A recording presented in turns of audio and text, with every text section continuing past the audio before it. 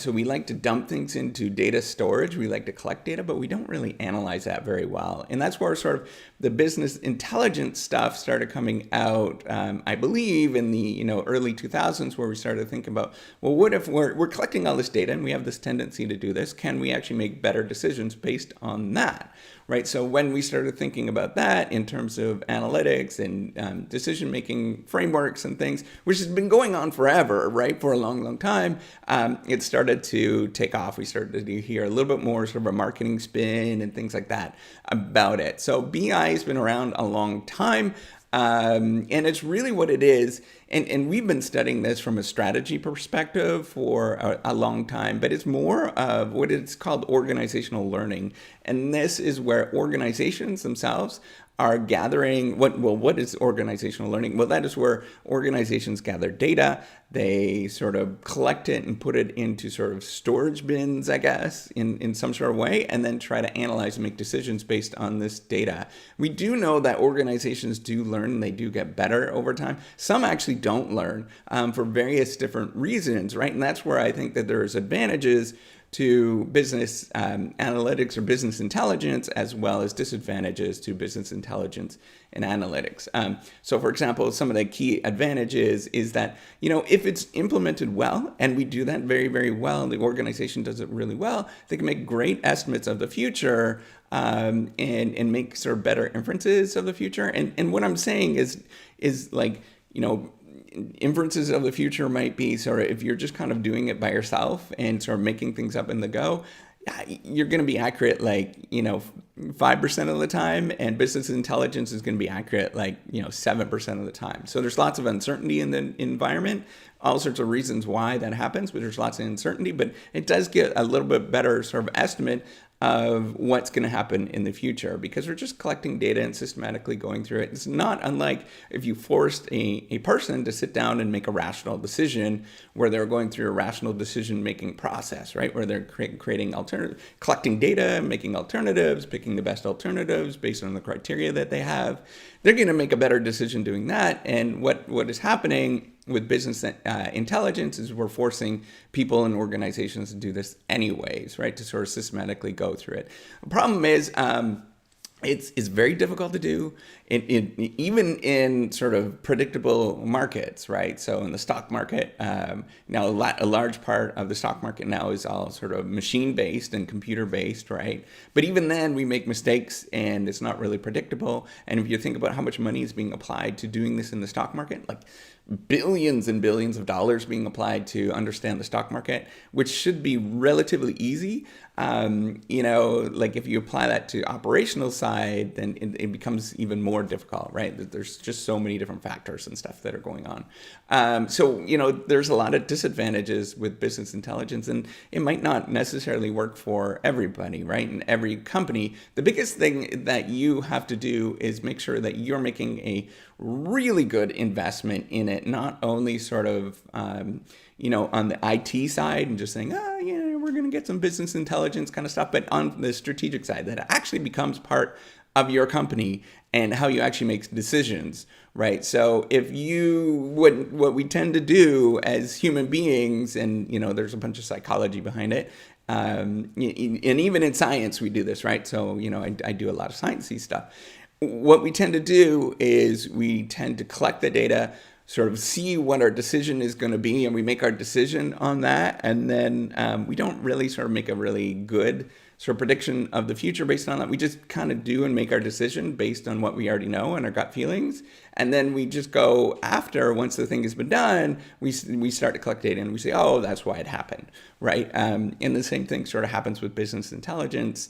Sort of analytics stuff is they go through, or what we'll do is we'll make a decision, and then we'll look at the data afterwards, and then we'll say, oh yeah, that's the reason why it happened. Well, that doesn't, that's not going to help you out with any sort of decision making. You need to actually sit down as a team or whatever, as a group, and think what you're going to do, make a hypothesis, think about what your theory you're going to have, make a hypothesis for the future, and then go and try to sort of implement that hypothesis, collect data based on that, and then see what the results are. And if you can do that, and if you could sort of force that into your organization to have that sort of mindset, the systematic, the scientific research process, right? If you don't know what that is, you can look at some of my older videos. I have a bunch of stuff on that. And you do the scientific research process in your organization. You could sort of build that into part of your organization. It's going to work very, very well. Most organizations, it's going to be really difficult to do because of the sort of conformatory sort of biases that we have in decision making. The other thing that we tend to do, and there's some really good stuff coming out of MIT, probably about 15 years ago now that it came out. John Sturman's team, if you want to look him up, Nelson Repenning has some great stuff on how we sort of implement these kind of things.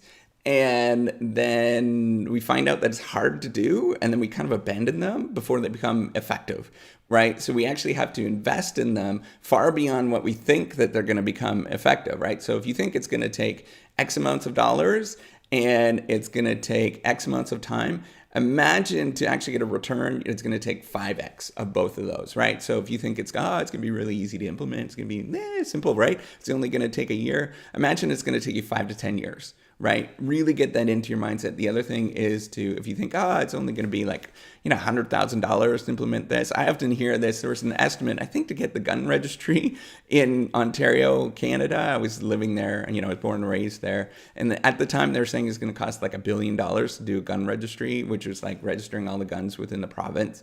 I mean, I started laughing. I was like, that's ridiculous. That is so low. That number is way off. And I think it ended up being, like 10 billion or something like that at the end. And then it was this big catastrophe, right? And everybody was like, oh my God, gun registry is too expensive. But you have to sort of play that in that even $1 billion. But if you're thinking across millions of people, that's really inexpensive. It's going to cost much more than that, but the returns are going to be really amazing once you start collecting that data. And you don't know what those returns are. That's the other problem is once you start collecting that data and making sort of inferences based on that, you don't know what the returns are going to be in the future. And it's going to be like, you got to imagine you're going to start making money by making an investment in something like this, probably in 5 to 10 years, even 15 years, if you're imagining for the long run.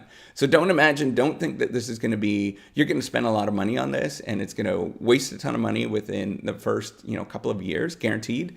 But if you sort of push through and you get further along and you start hiring people based on, their abilities to analyze data and things like that, you're going to start getting returns in the very long run, right? So the 5 to 10 year mark. That is generally sort of consistent with most of the things I've read. And I think most of the people that are doing sort of IT related stuff, they would suggest that it's just really hard to implement because we just kind of underinvest a lot of times, and it's going to take you a lot more. So if you're like if you're kind of like half-assing it, right? You're just like, whatever.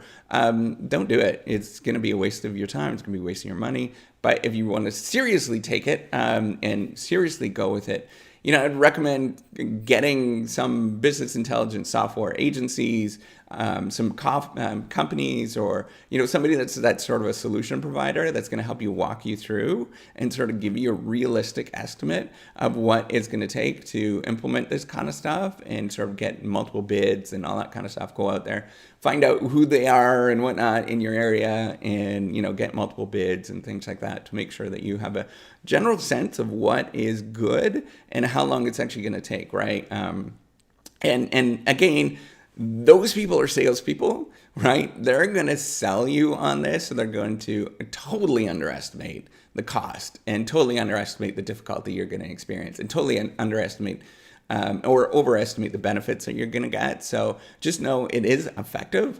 It's kind of like going to school, right? It's the same analogy as going and getting higher education. We know that if you get a higher education, you basically, for each year of higher education, you get 10% added to your salary, or sorry, $10,000 added to your salary. So if you did 4 years of undergraduate education, you could basically make, in the US and in Canada, you're basically going to make about $40,000, $50,000 a year. If you do 7 years, you're going to make about $70,000 a year. But that's going to vary substantially between, what you did, who you are. It's also going to, where you pick things. It's also going to, it's going to be really tough at the beginning. It's going to require a significant investment.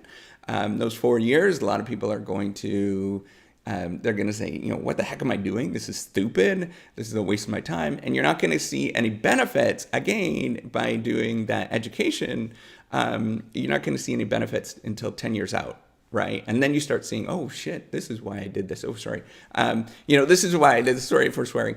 This is why I did this. And this makes a lot of sense. And then, everything's going to be hunky dory, but it's going to take a lot of time. And so just imagine that it's going to take a lot of time. Don't sort of underestimate anything like that. So, again, if you like this video, give me a thumbs up as well as subscribe to the YouTube channel.